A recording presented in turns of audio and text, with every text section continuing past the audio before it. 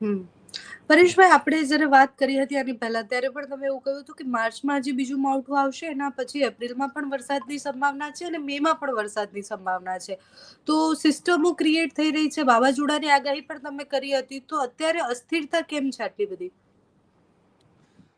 અસ્થિરતાનું main કારણ છે, આમ જોવા જઈએ તો વેસ્ટર્ન ડિસ્ટર્બન્સ છે એ જે ડિસેમ્બર અને જાન્યુઆરી મહિનામાં જે વધારે પસાર થતા હોય, અને વેસ્ટર્ન ડિસ્ટર્બન્સ પસાર થાય એટલે ઉત્તર ભારતના જે પહાડી પ્રદેશો છે એ પહાડો ઉપર ખૂબ માત્રામાં બરફવર્ષા થતી હોય. આ વર્ષે હજુ પણ વેસ્ટર્ન ડિસ્ટર્બન્સ આવવાનું ચાલુ છે. અત્યારે જો કે આ સિઝનમાં વેસ્ટર્ન ડિસ્ટર્બન્સ પસાર થતા હોય પણ એ નબળા હોય, કમજોર હોય અને એમાં બરફવર્ષા ઓછી થતી હોય છે. પણ અત્યારે મજબૂત વેસ્ટર્ન ડિસ્ટર્બન્સ પસાર થઈ રહ્યા છે. હું આપને જણાવું કે હજુ આવનારા 2 દિવસ પછી તમે જોજો ઉત્તર ભારતના પહાડો ઉપર ખૂબ માત્રામાં સ્નોફોલ થવાની શક્યતાઓ છે. એટલે આજે વધારે પડતા જે પાછળથી પણ જે સ્નોફોલ ચાલુ છે ને એનો જે ટ્રફ હોય છે એ ગુજરાત સુધી લંબાઈ રહ્યો છે. અને અત્યારે સ્વાભાવિક રીતે ગુજરાતનું તાપમાન છે ઉચકાયેલું હોય એટલે કેશાકર્ષણના જે વૈજ્ઞાનિક નિયમ છે કેશાકર્ષણનો એ મુજબ પણ એ ભેજ છે એ ખેંચાઈ આવતો હોય છે. એટલે આ જે વેસ્ટર્ન ડિસ્ટર્બન્સ છે એને કારણે અત્યારે આ માવઠા પડી રહ્યા છે અને હજુ પણ પડવાના છે. આપણું જે અનુમાન હતું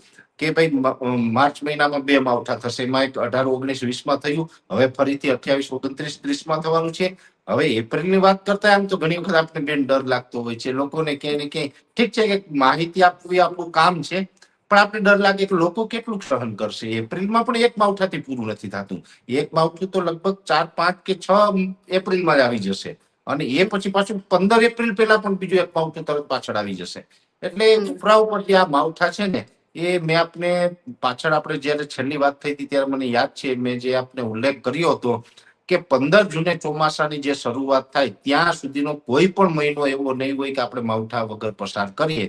દરેક મહિનામાં 1-2 માવઠા થવાના જ છે અને એ પ્રક્રિયા અત્યારે આપણે જોઈ રહ્યા છીએ, એ પ્રક્રિયા ચાલુ છે. હમ હમ થેન્ક યુ સો મચ પરેશભાઈ, તમે આ માહિતી આપી એ બદલ. અને જે રીતના પરેશભાઈની આગાહી છે એ પ્રમાણે આ માવઠા સિવાય હજી એપ્રિલમાં પણ 2 માવઠા આવવાની સંભાવના છે. અને ગરમી અને અત્યારનું જે તાપમાન છે એ આપણને પોતાને સેટ થતાં બહુ જ અઘરું લાગશે, કારણ કે ઉનાળાની વચ્ચે જ્યારે માવઠું આવે એટલે તાપમાન અચાનકથી એવું લાગે કે હવે ઠંડક થઈ ગઈ છે, પાછી ગરમી થશે. એટલે આ વખતે જે અસ્થિરતા છે, અસ્થિરતાના કારણો પરેશભાઈએ કયા છે. આગળ કંઈ પણ માહિતી હશે તો પરેશભાઈ પાસેથી મેળવતા રહીશું. ધન્યવાદ.